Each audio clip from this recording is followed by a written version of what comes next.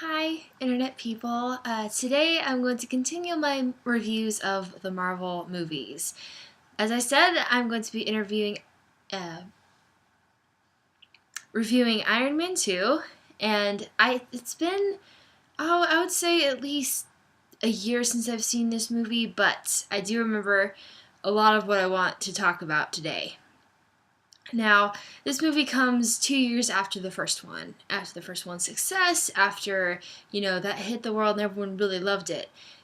It was good to see this one, and to, I think, just see how the world responded to Tony after he told everyone that he was Iron Man after the end of the last movie, and how everyone was reacting now, and how everyone, sees him differently. And so, I first want to talk about the villain. Now, I think if I remember right, this villain wanted to get revenge on Tony because Tony had killed someone in his home country, someone related to him, someone close to him, and he obviously wanted revenge. That motive is fine. It's been done before, but it made this villain fine. It's a decent villain, but I feel like some of the way it was executed, with the villain and that setup and all of that it could feel a bit underwhelming sometimes, but that might be just me, and maybe no real fault of the movie itself. It was neat to see Rhodey play a slightly bigger role this time. Just like getting to wear one of the Iron Man suits and kind of trying to quell Tony's shenanigans and trying to keep him on track, and still being a good friend, but calling Tony out when he needs to be called out. Definitely good. And I think Tony gets taken down a notch here. Probably a bit more so in the third one, but this one he definitely does too. I think first meeting a villain sooner than he did in the last movie, and being maybe taken down a peg.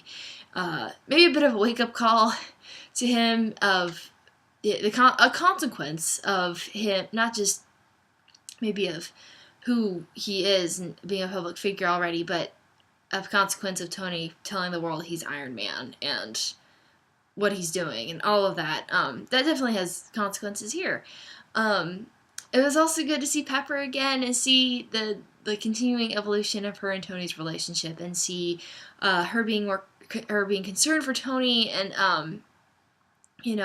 all of that. And another thing I love about this movie is it's the first appearance of the Black Widow, of Natasha Romanoff. I think people might forget that this is her first movie in the franchise because, well, I don't know if people like this movie as much as the first Iron Man and the third one, but still, it's great that it's her first appearance. It's good to see how that character began, in this franchise, and see the differences, and see also too just that some things haven't changed. And I love that she was undercover. I love that she, in that kind of boxing match, she the instructor asked her if she's ever done boxing before or something like that. She said, yes, she has, and she's just like, it's part of her cover. I'm sure, to answer that way, but she really does know how to fight.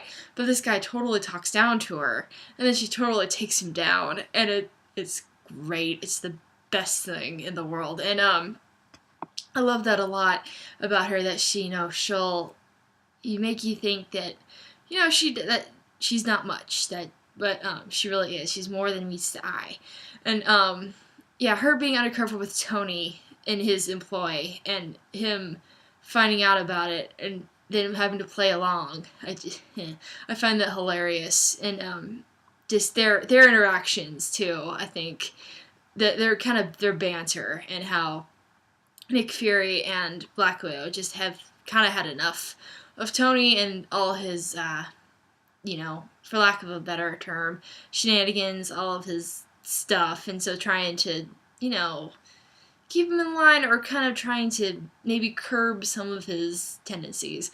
But yeah, also another thing I like is Natasha and Pepper interacting, even a little bit. It's cool to see them, no, I don't know if they were exactly friends, but just see them meet, see them interact.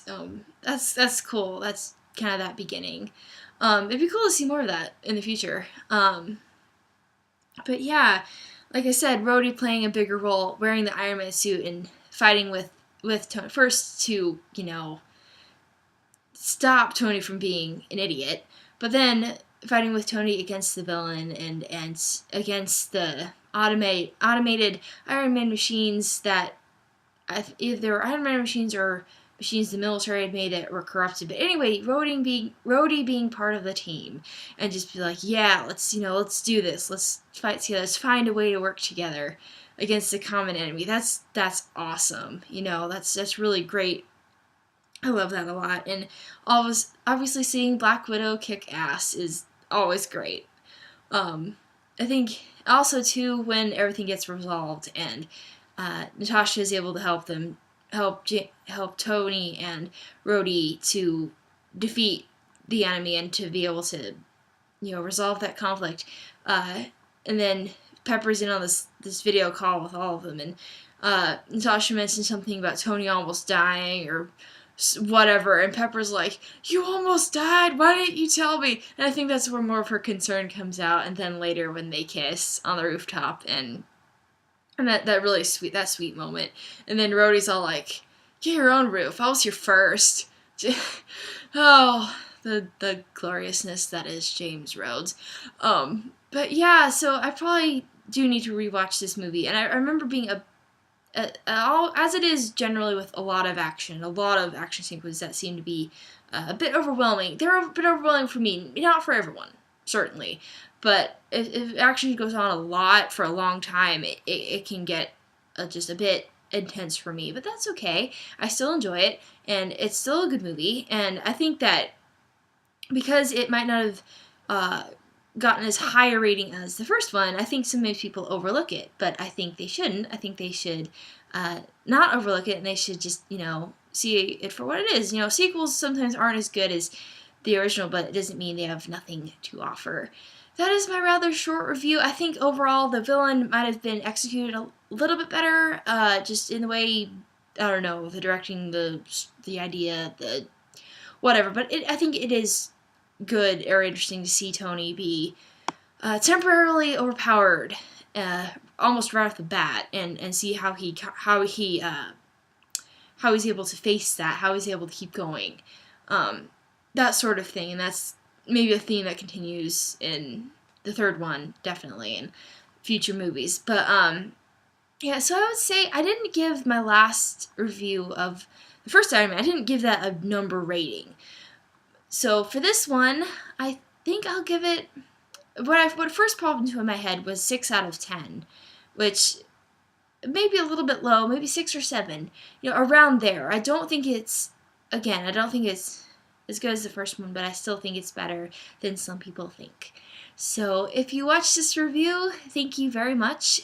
If you like what you see here and you want to see more of my reviews of movies and TV shows and things like that, of characters that I love and love to talk about, then please like this video and subscribe to my channel. I put out new videos every weekend. This one's going to be uploaded a bit later than normal, but I had a lot to do this weekend, but I'm uploading it now. So again, thank you for watching, and I will see you next week with my review of Captain America, the First Avenger. Now, I decided to not do these videos in the, I'm not going to do the series first. I initially thought of doing all the Iron Man movies first, then Captain America, then Avengers, then all the Thor movies. But I think I'm going to try to do them in chronological order. So if my sources are right, or if I'm remembering this right, I think Captain America, the First Avenger, came out first, but don't quote me on that. So yeah, that'll be fun to do next week. So I will see you then with another Marvel movie review. Bye.